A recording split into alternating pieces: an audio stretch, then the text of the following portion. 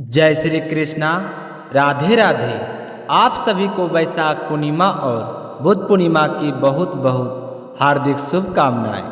पौराणिक मान्यताओं के अनुसार वैशाख महीने की पूर्णिमा तिथि पर भगवान विष्णु की पूजा विशेष फलदायी होती है और इस दिन बुद्ध भगवान का जन्म भी हुआ था, इसलिए इसे बुद्ध पूर्णिमा के रूप में भी मनाया जाता है। शास्त्रों के अनुसार भगवान विष्णु को वैशाख माह के अत्यंत प्रिय है और पूर्णिमा तिथि पर अगर भगवान विष्णु, माता लक्ष्मी जी और चंद्र देवता की पूजा की जाए तो पूजा का फल कई गुना प्राप्त होता है। इस दिन व्रत रखा जाता है। श्री सत्यनारायण भगवान की पूजा करके व्रत रखा जाता है। स्नान, दान और जप आदि किए जाते हैं। चलिए आपको बताते हैं पूर्णिमा तिथि कब से कब तक रहेगी, चंद्रोदय का समय इस दिन क्या रहेगा, पूजा में कौन कौन से शुभ मुहूर्त रहेंगे, स्नान दान का शुभ मुहूर्त क्या रहेगा।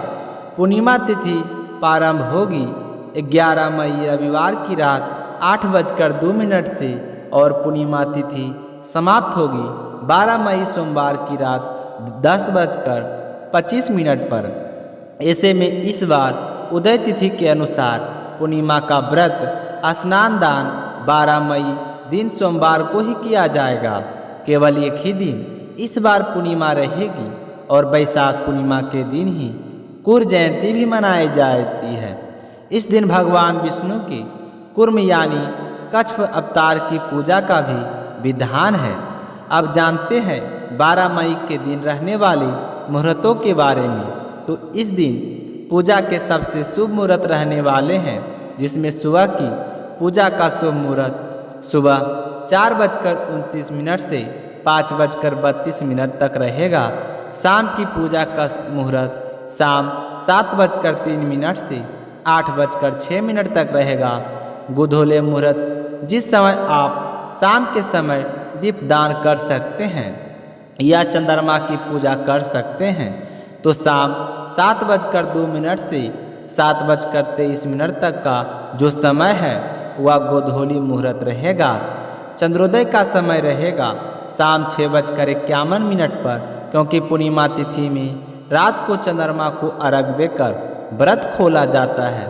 तो इस समय के बाद में आप कभी भी अपना व्रत खोल सकते हैं। 12 मई सोमवार को सूर्योदय होगा। सुबह 5:51 पर सूर्यास्त होगा। शाम 6:55 पर ब्रह्म मुहूर्त का समय सुबह 4:14 से 5:02 तक रहेगा। पूर्णिमा के दिन स्नान करने के लिए ब्रह्म मुहूर्त या सूर्योदय तक का जो समय है वह सबसे शुभ माना जाता है। हालांकि सूर्योदय होने के बाद भी जितनी जल्दी हो सके आप इस दिन स्नान कर सकते हैं। अभिजीत मुहूर्त सुबह 11:57 से दोपहर 12:49 तक रहेगा।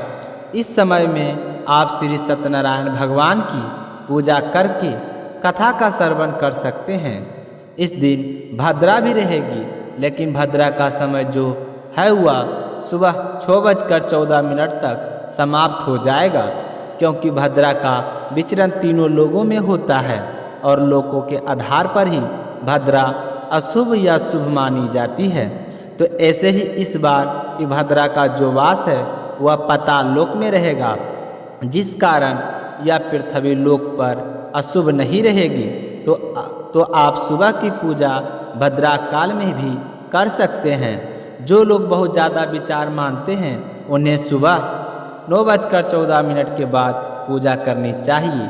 राहु काल सुबह 7:30 बजे से 9 बजे तक रहेगा। मान्यताओं के अनुसार पूर्णिमा तिथि पर चंद्रमा की पूजा करने से चंद्र दोष से मुक्ति मिलती है और ब्रह्मा जी ने सभी मासों में वैशाख मास का सबसे खास कहा है। और मान्यता है कि इस दिन व्रत रखने और पूजा आदि करने से भगवान विष्णु की कृपा के साथ साथ मृत्यु के देवता यमराज जी को भी प्रसन्न किया जा सकता है।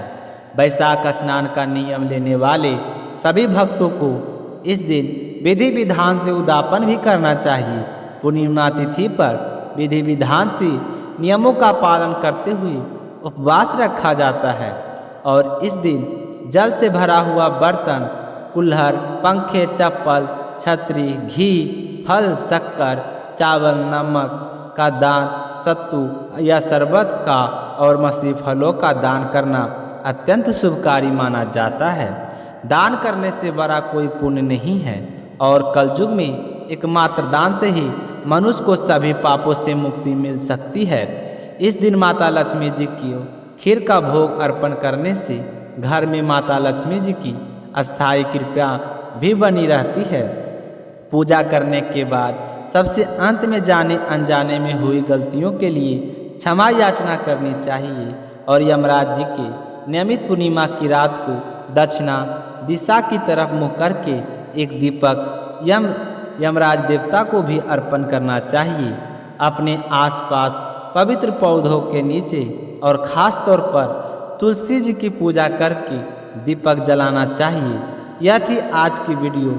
जानकारी अच्छी लगी हो तो वीडियो को लाइक ज़रूर कीजिएगा और अगर आप भी चाहते हैं कि बैसाख पूर्णिमा का कथा इसी चैनल पर अपलोड की जाए तो हमारे चैनल शीला भक्ति चैनल को सब्सक्राइब ज़रूर करें ताकि आने वाली वीडियो आप सभी को तुरंत प्राप्त हो सके। मिलते हैं अगली वीडियो में, तब तक अपना ख्याल रखिएगा। जय श्री कृष्णा, राधे राधे।